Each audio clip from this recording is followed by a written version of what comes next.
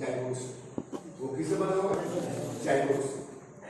एक जाइगोट की अगर आपको पूछा जाए कि जाइगोट एक यूनिसेलुलर और मल्टीसेलुलर, क्या बोलेंगे? कौन बोला मल्टीसेलुलर? मल्टीसेलुलर कौन बोला? हाथ उठाओ। यूनिसेलुलर कौन बोला? हाथ उठाओ। दोनों में कोई हाथ नहीं उठा रहा, दूसरे में उठा रहा है। जाइगोट यूनिसेलुलर है कि मल्टीसेलुलर है? जाइगोट जब भी पूछा जाएगा तो वो यूनिसेलुलर, वो मल्टीसेलुलर नहीं होता, ठीक है?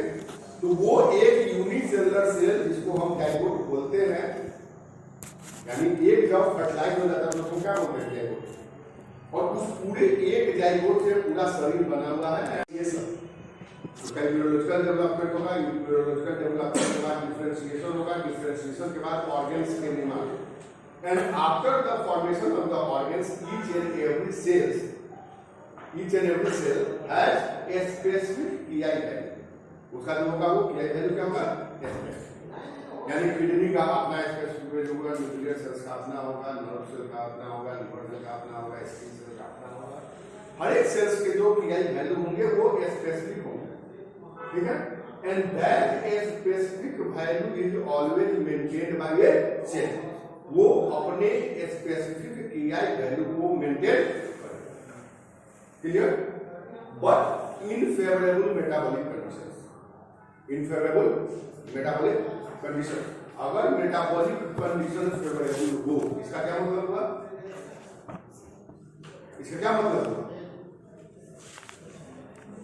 बोलिए नहीं रहा। फेवरेबल मेटाबॉलिक कंडीशंस का मतलब हुआ if the anabolic process is more than the catabolic process. Anabolic मतलब formative phase. If the formative phase is more faster than the destructive phase. Catabolic क्या होता है? Destructive phase. और दोनों का अपना अपना इंपॉर्टेंस है। डिस्ट्रक्टिव ये मतलब नहीं है कि वो हानिकारक है, लेकिन दोनों का अपना अपना। एनाबॉलिक क्या करता है? Anabolism is responsible for the growth and development and catabolism is responsible for the supply of energy to the system. ये दोनों का अपना अपना इंपॉर्टेंस है, ऐसा नहीं कि वो दोनों का अपना अपना इंपॉर्टेंस नहीं है। And that anabolism and catabolism are maintained in any organisms and it is referred as the homeostasis. इसी को क्या बोलते हैं? Homeostasis. But in the favorable metabolic condition, the KI value का जिसका बात हो रहा है, डिस्टर्ब, ये क्या हो जाएगा? डिस्टर्ब हो जाएगा। कैसे डिस्टर्ब होगा? तो the volume of cytoplasm is increases more rapidly than the volume of nucleoplasm. जो साइटोप्लाज्मिक वॉल्यूम है वो न्यूक्लियोप्लाज्मिक वॉल्यूम से ज्यादा तेजी में, हेलो, और जो वॉल्यूम ऑफ साइटोप्लाज्म है वो ज्यादा तेजी में बढ़ेगा वॉल्यूम ऑफ न्यूक्लियोप्लाज्म। अरे बोल पड़े मेरे चेहरा पर नहीं है कुछ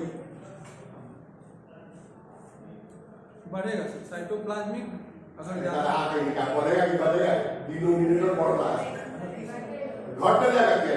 साइटोप्लाज्मिक बोल तो है ना, अब क्या बोले? 5 बार बोले की वैल्यू इज डिक्रीज। ये क्या होगा? ये value decrease and that decrease of the PI value indicates, ये क्या इंडिकेट कर रहा है? That the nucleus is not sufficient enough to control all metabolic activities of the cytoplasm. वो सेल को ये बतला रहा है कि आपका जो न्यूक्लियस है ये इतना अब सफिशिएंट नहीं है कि वो साइटोप्लाज्म सारे कंपोनेंट्स के फंक्शन को कंट्रोल कर सके। And that is responsible for the division of cell, initiation of the division of cell. The decreased value, ये decreased value बतलाएगा कि initiation होना चाहिए, ठीक है? But it is the fundamental and it is referred as the external feature. It is not included in the checkpoint of the cell cycle. ये cell cycle के checkpoint में नहीं है, ठीक है? कौन आएगा वो क्यों बतला? अभी हम नॉर्मल की बात, ठीक है? तो सेल क्या होगा? डिवाइड करेगा, इस स्थिति में डिवाइड करेगा। यानी परिवार बहुत बड़ा हो गया तो क्या करेंगे? माता पिता बोले कि बंटवारा कर दो, अपना घर चलावे सब। सेम लाइक यहाँ पे वही चीज हो रहा है कि कि सेल अब बोल रहा है कि न्यूक्लियस जो है मेरे पूरे फंक्शन को कंट्रोल नहीं कर रहा है, और तब ये क्या करेगा, डिवाइड कर जाएगा again to maintain the PI. फिर वो अपना ग्रोथ करेगा, फिर उस लेवल पे आकर फिर डिवाइड करेगा। And in this process a cyclic steps are observed represented the cell. इस स्टेज में क्या होगा, एक साइक्लिक डिविजनल स्टेप बनता है, जिसको हमने क्या नाम दिया, इंटरफेज एंड माइक्रोटिक फेज। हमने नाम दिया, हम इंटरफेज नहीं देते, हम बोल देते सीता। आज लोग सीते पे पढ़ते नहीं पढ़ते, क्या अरे पढ़ते भी नहीं पढ़ते, हमने उसको इंटरफेज नाम दिया, इसलिए नाम पे नहीं देना चाहिए, आप उसके कॉन्सेप्ट को समझो।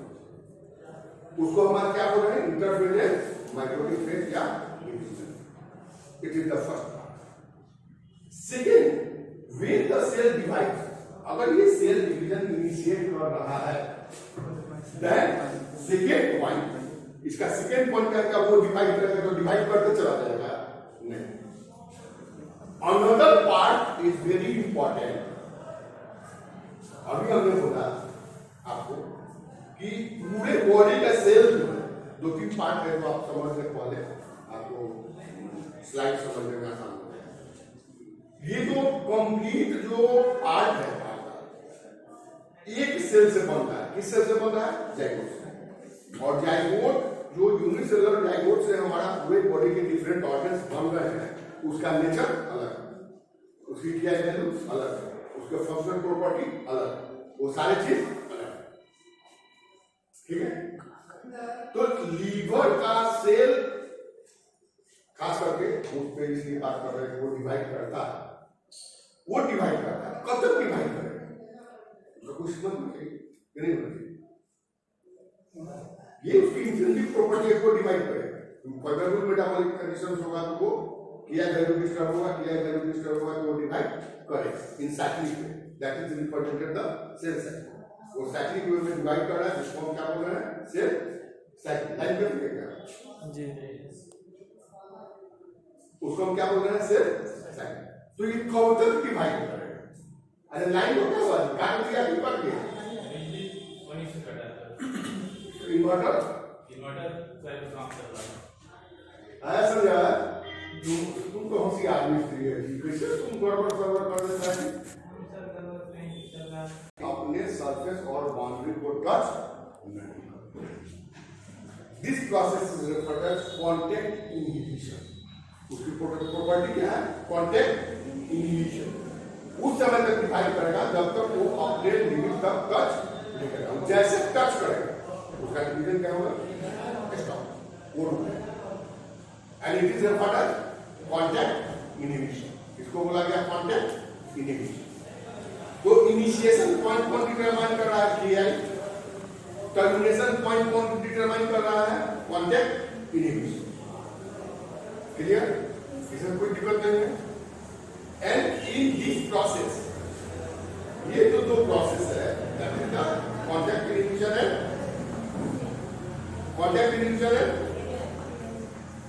initiation of the cell division. That is the cell division means the division of the cell is initiated as a disturbance of the PI value and terminating. Terminate काम कर रहा है when it comes in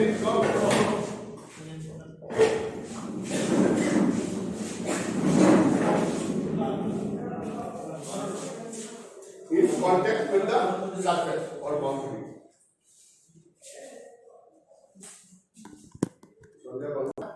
cell cycle का initiation कब होगा, कहाँ गया छोड़ा, बोलो रिकॉर्ड करने के लिए कर रहे हैं सर, यहाँ उन्हीं का मोबाइल। हाँ, वो की नहीं आ गया, कहाँ है छोड़ा।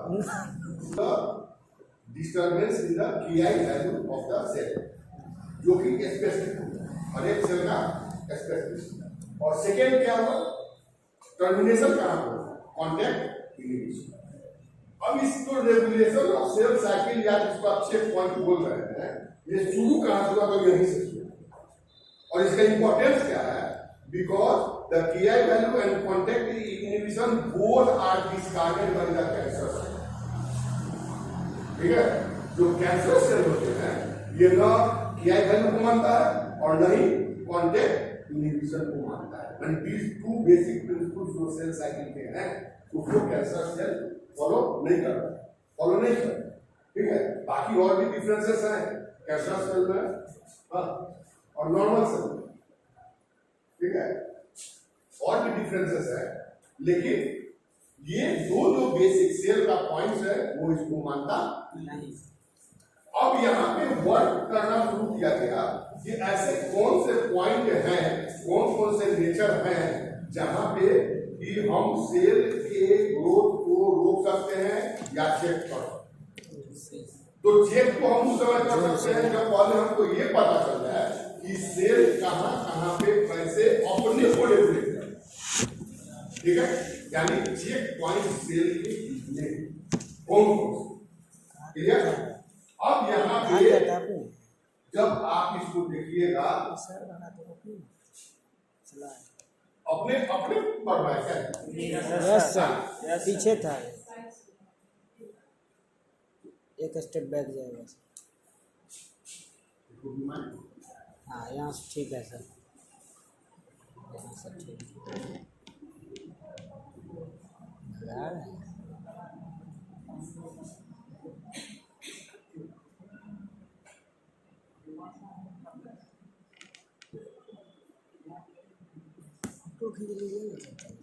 ठीक है, तो आप और हम जब इसको कॉमनली देखते हैं,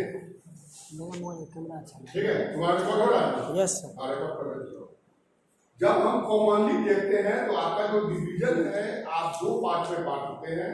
एक सेल इंटरफेस को फिर आप बांटते हैं G1 S और G2, और डिवीजन फेज में आप आते हैं prophase, metaphase, anaphase, telophase, that is the karyokinesis, and again in the cytokinesis. उसके बाद क्या आते हैं cytokinesis. But one stage is again explained by the cytologist and molecular biologist, that is the G0 stage। उसको क्या बोला जाता है? G0, लिखा जाता है G0 लेकिन पढ़ा जाता है G0।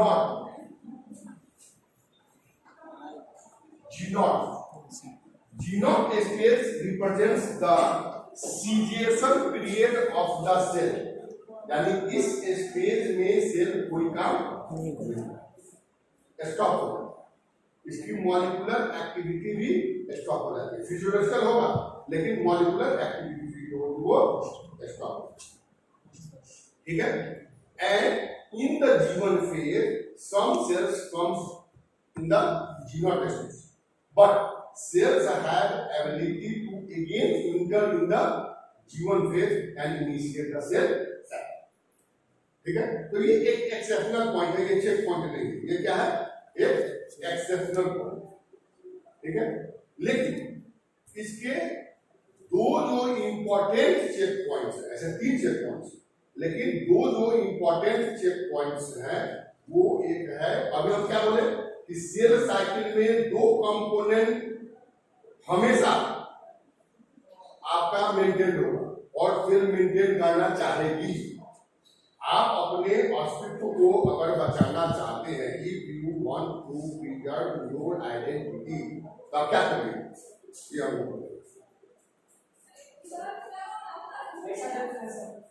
अगर आपको अपने आइडेंटिटी को बचाना है तो आप क्या करेंगे? आपका आइडेंटिटी किससे है? जोर से बोलो।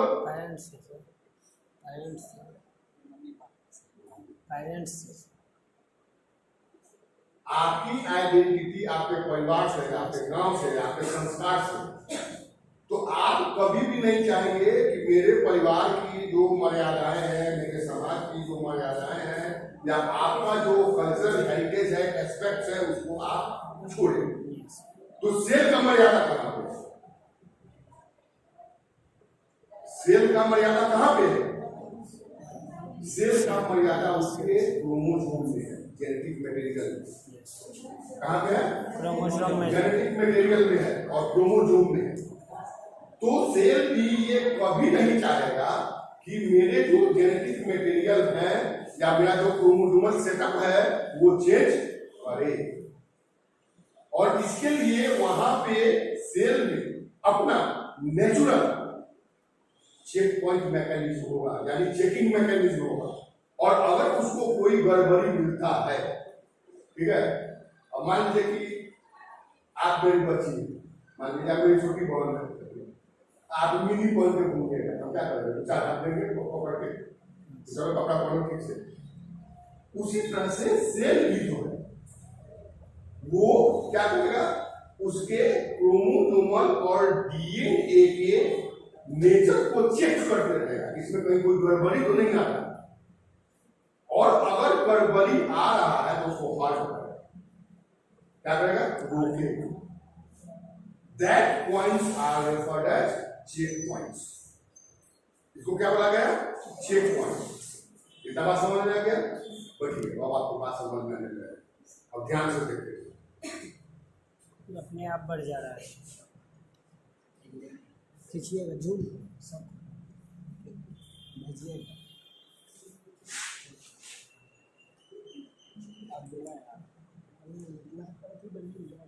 What is cell cycle? Cell cycle क्या है? व्हाट इज सेल साइकिल मतलब आपको एक नोट में नहीं लिखना है व्हाट इज सेल साइकिल। हम समझने के लिए इस स्लाइड में बोल रहे हैं कि ये जो स्लाइड है ये रिप्रेजेंट कर रहा है कि what is cell cycle. Cell pass through the series of different stages in cycle. बहुत सीधा, कोई दिक्कत नहीं। The cyclic path of cellular event is called the cell cycle. The cell cycle operates as sequential stage. क्या है यहाँ पे? Sequential stage है। जैसे G1 है, S है, G2 है, एक फेज में आएगा तो फिर दो फेज आएगा, तो इसका एक सीक्वेंस है। Cell cycle leads to, cell cycle का पर्पस क्या है? अभी हम आपको बताएंगे। Accurate duplication of genetic material. Genetic material का क्या होगा, एक्यूरेट डुप्लीकेशन। एक्यूरेट का मतलब न वो मॉलिक्यूलरली चेंज होना चाहिए, न वो क्वांटिटेटिव रूप में चेंज हो, न वो क्वालिटेटिव रूप में चेंज, किसी भी रूप में उसको चेंज नहीं होना। ठीक है, आगे की क्लास में आपको सी वैल्यू पावर पढ़ना होगा, वहां पे वो क्लियर है। न वो क्वांटिटेटिव वैल्यू में होना चाहिए, न वो क्वालिटेटिव वैल्यू।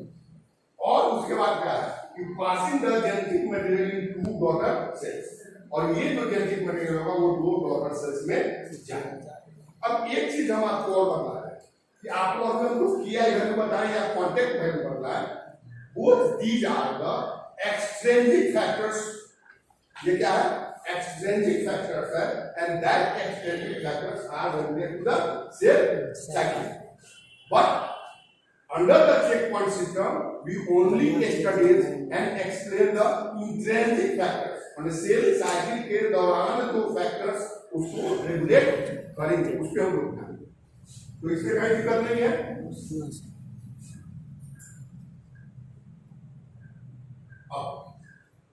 अब ये चेक पॉइंट्स क्या है, पहले तो आप उसको समझ गए। Now the check points. Cell cycle process is very critical in each cell. जिसको सीधा सीधा पढ़ के आए हैं, वो phase, metaphase, anaphase, telophase, ये उतना सीधा नहीं, क्योंकि on the basis of the movement of the chromosome के मूवमेंट के आधार पर आप उसके, जैसे प्रोफेज है, मेटाफेज है, एनाफेज है, टेलोफेज है, ये किस आधार पे बांटते हैं, या हम आप लोग बांटते हैं प्रोफेज, मेटाफेज, एनाफेज, टेलोफेज, इसका क्या आधार होता है? What is the basic cause for the separation of the cell cycle into different stages, because it is a continuous process। ये क्या है, एक continuous process है। ऐसा नहीं है कि ये रुक रुक के हो रहा है, प्रोफेज के बाद रुक गया, फिर मेटाफेज के बाद रुक गया, फिर एनाफेज के बाद रुक गया, फिर टेलोफेज के बाद रुक गया, ऐसा होता नहीं। It is a continuous process. ये क्या है, ये कंटिन्यूअस प्रोसेस। फिर भी हमने इसको बताया कि ये प्रोफेज है, आप लोग पढ़ते आ रहे हैं, ये मेटाफेज है, ये एनाफेज है, ये टेलोफेज है। तो व्हाट इज द कॉज, किस आधार पर आपको बात है, प्रोफेज, मेटाफेज, एनाफेज, टेलोफेज, किस आधार पर बात है? एनीवन, कोई भी कोई बता सकता है?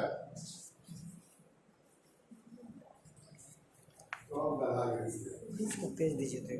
Only on the basis of the nature of chromosomes in the different cell units. Chromosome का नेचर क्या है, उसके आधार पर या तो कुछ नो सर। हाँ बोलो। ये जो बेसिक जो उसके कॉज है वो क्या है, क्रोमोजोम। क्रोमोजोम क्या है उसको हम डिफरेंट स्टेज में बांटते हैं। अब सेल साइकिल तो क्रोमोजोम का नाम पता है, उसको हम देखेंगे, लेकिन मॉलिक्यूलर डेटा उसको लिखेगा तो ये बहुत सीधा प्रोसेस नहीं, क्योंकि काइनेटोकोर वगैरह पढ़ाए थे, सेंट्रोल में काइनेटोकोर ऑनलाइन में आपको किया था ना, यस उसकी चर्चा कुछ हो जाए। तो यहाँ पे जो सेल साइकिल प्रोसेस है ये एक क्रिटिकल है, क्रिटिकल है। Second, it operates strictly under the strong surveillance to prevent the mistakes. अभी हमने बोला ये भी अपने संस्कार को रखना चाहेगा, और इसका संस्कार कहाँ पे है, इसके डीएनए, इसके क्रोमोसोम में। तो डीएनए और क्रोमोसोम चेंज नहीं करे इसके लिए इसका एक स्ट्रिक्ट सर्विलेंस होगा। Third, the strong surveillance system in the cell to monitor the cell cycle progression itself is called the cell cycle check। और यही अब मान लीजिए कि कोई लड़का लड़की कॉलेज जा रही है तो पिताजी कल कॉलेज में जाकर चेक करेंगे एक बार आपको पिताजी को बुला देंगे, सेकंड सेमेस्टर में बुला देंगे, या कोई पढ़ने जा रहा है ट्यूशन जाकर चेक करे पढ़ रहा है। तो ये क्या हुआ, स्ट्रिक्ट सर्विलेंस। उसी तरह से यहाँ भी स्ट्रिक्ट सर्विलेंस है, और उसी स्ट्रिक्ट सर्विलेंस को हम क्या बोल रहे हैं, cell cycle clear. Check point surveillance mechanism that halt the progress of the cell cycle। Cell cycle check point जो होगा, halt मतलब रोक देगा, वो रोक देगा सेल साइकिल के प्रोग्रेस को। किस आधार पे, दो आधार पे, हम आपको बोले भी any of the chromosomal DNA is damaged. अगर कोई क्रोमोसोम का डीएनए डैमेज हो जाए या म्यूटेशन हो जाए तो उसको रोकेगा, नहीं रोक सका बोला बात है, लेकिन वहां पे वो आके चेक करेगा। तो और ये कहां पे होता है, डीएनए का सिंथेसिस कहां पे होता है, यस। इसीलिए इसका एक जो चेक पॉइंट होगा वो G2M के लिए, क्योंकि वहां को चेक करें ये वाला काम सही ढंग से हुआ है कि नहीं हुआ। आगे चलो, DNA replication and chromosomal alignment is correct and complete. DNA replication कहां हो रहा है इसमें, और डीएनए अलाइनमेंट कहां हो रहा है, क्रोमोसोमल अलाइनमेंट कहां पे होता है, मेटाफेज और एनाफेज के बीच। अलाइनमेंट मतलब attachment with the spindle fibres, centriole and separation of the chromatids, यही हुआ अलाइनमेंट। गाड़ी का अलाइनमेंट किसे करवाते हैं, स्कॉर्पियो पे आता है गाड़ी का अलाइनमेंट तो सर्विसिंग में ठीक कराता है, क्या है वो अलाइनमेंट,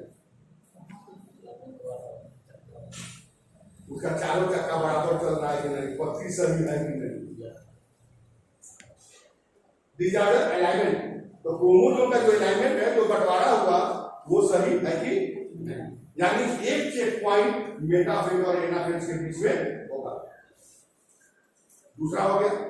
तीसरा, जो डिवाइड करके गया जीवन के पास, तो जीवन एस के बीच में एक होगा कि जो आ रहा है क्रोमोसोम, वो डिवीजन के दौरान कहीं कुछ रिकॉम्बिनेशन में तो कुछ गड़बड़ी नहीं हो गया है, यानी there are the 3 check points. कितने चेक पॉइंट्स हो गए, 3। क्लियर, आगे बढ़े। The checkpoints ensure various events in the cell cycle progression to offer accurately correct order। इसका ये करेक्ट ऑर्डर में हो रहा है कि क्लियर, यस क्या है पढ़ाई की चाहिए